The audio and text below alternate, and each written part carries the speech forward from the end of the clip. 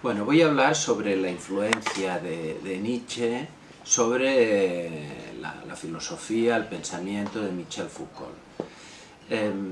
Bueno, Foucault explica que de hecho empezó a leer a Nietzsche pronto, sobre el año 53, luego de hecho en 1967 escribió el libro Marx, Freud, Nietzsche, que era un pequeño opúsculo que de hecho se mantenía en el planteamiento abierto hacía poco por Paul Ricoeur, referido a estos tres filósofos como maestros de la sospecha, pero sobre todo la influencia de Nietzsche sobre Foucault será muy clara y será potente a partir de los años 70, que se corresponde con lo que habitualmente se considera su segunda etapa, que sería la etapa de los estudios genealógicos sobre el poder.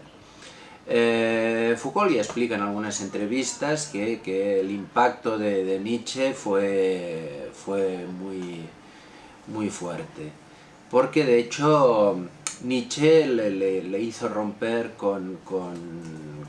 bueno, por una parte la influencia, la tradición marxista, en la que nunca tampoco se había incorporado totalmente, también con lo que era su formación, que era hegeliana, por un lado, fenomenológica por otro, pero sobre todo lo que explica Foucault es que la vía de entrada de Nietzsche es a partir de una de las líneas muy claras de influencia sobre Foucault, que fue Maurice Blanchot y Georges Bataille. De hecho, Bataille, de una manera intempestiva, de una manera absolutamente singular, el año 1942, en plena ocupación nazi en Francia, escribe, dentro de lo que se llama su Suma Teológica, ¿no? Los tres libros, junto con la experiencia interior y el culpable, un libro sobre Nietzsche, ¿no? Y esta será, como he dicho, la vía que le influirá, al margen que su amigo Deleuze, ya desde los años 60, estaba muy vinculado, digamos, a Nietzsche, pero no fue esta la línea, digamos, de entrada, ¿no? Vamos a ver, de hecho Foucault no escribe mucho sobre Nietzsche, pero esto lo vamos a entender dentro de la forma como Foucault entiende los filósofos, los pensadores que le influencian. O sea, Foucault es contrario a citar autores o ser comentarista de los filósofos que le gustan. O sea, él dice que los atrapa, los asimila, los utiliza, de hecho los incorpora dentro de su pensamiento de la manera que a él le resulta, digamos, útil, ¿no? Y a esto le parece absolutamente legítimo, ¿no? Pero bueno, lo cierto es que en los años, a principios de los 70, sí que Foucault escribirá alguna cosa sobre Nietzsche, sobre todo el año 1971, cuando acaba de entrar en el Collège de France como un profesor titular. Le dedicará un escrito a Jean Hippolyte, su antiguo maestro, que se llamará Nietzsche, la genealogía, la historia. Es un texto breve, pero un texto muy denso y muy interesante.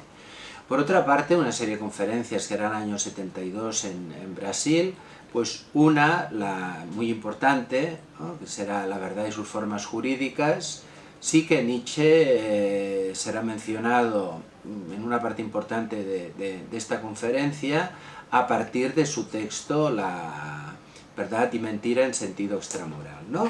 Por tanto, aquí hay dos referencias interesantes, que las dos, si nos fijamos, hacen referencia al tema del cuestionamiento de la verdad, la idea de Nietzsche que vincula la verdad al engaño, a la ficción, y la propuesta de una genealogía como alternativa a una historia con un origen, con una linealidad, una continuidad, una finalidad. En cambio planteará genealogía como estudio de lo que él llama el azar de la lucha, ¿no? La emergencia de fuerzas que muchas veces irrumpen, digamos, de manera totalmente contingente, la correlación y el enfrentamiento de estas fuerzas. Por tanto, una visión muy diferente, que ya veremos, que luego ya comentaré al final, que esto de hecho será una línea que Foucault mantendrá hasta el final, ¿no?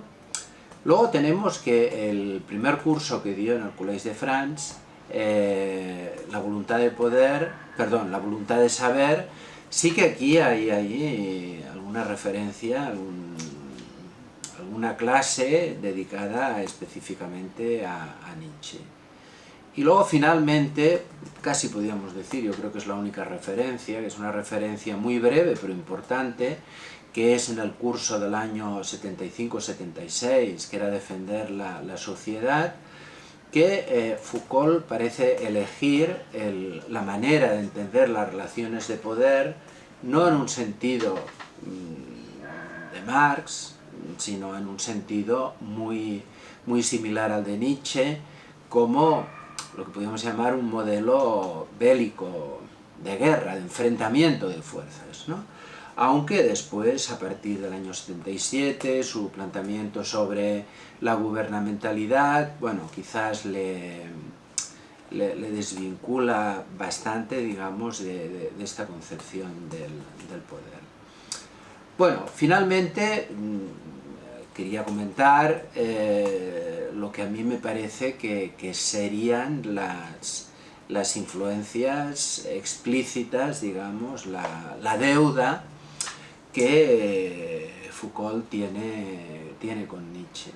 Por una parte, el método genealógico, o sea, la palabra genealogía que viene, como sabemos, de Nietzsche, ¿no? De su genealogía de la moral, y al final también Foucault dice que, bueno, si él fuera un poco digamos, soberbio, por decirlo de alguna manera, pues plantearía que todos sus estudios han sido también, pues esto, una genealogía de la moral, ¿no? O, bueno, utiliza la palabra ética, que no es exactamente igual, pero bien, el planteamiento es este, ¿no?